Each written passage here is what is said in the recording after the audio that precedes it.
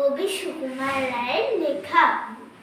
যদি কুমড়ো পটাশ নাচে, খবরদার এসো না কেউ আস্তাবলের কাছে।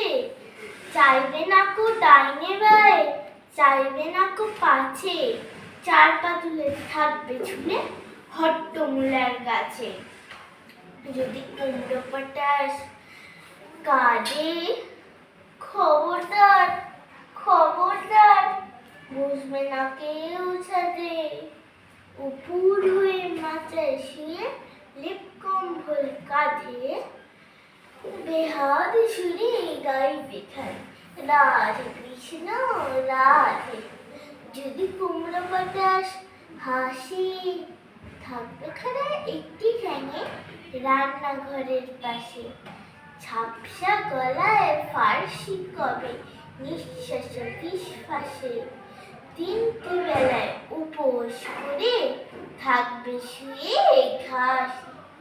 যদি কুমড়ো পটাশ ছোটে, সবাই যেন তরবরিয়ে জানলা বেয়ে ওঠে। পুকুর জলে আলতা গুলে লাগায় গালে ঠোঁটে।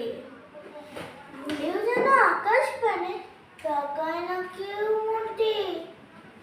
যদি কুমড়ো পটাশ ডাকে, সবাই যেন শ্যামলা এঁটে গামলা চড়ে থাকে। ছেচকি শাকে ঘন্ট বেটে মাথায় মলম মাখে।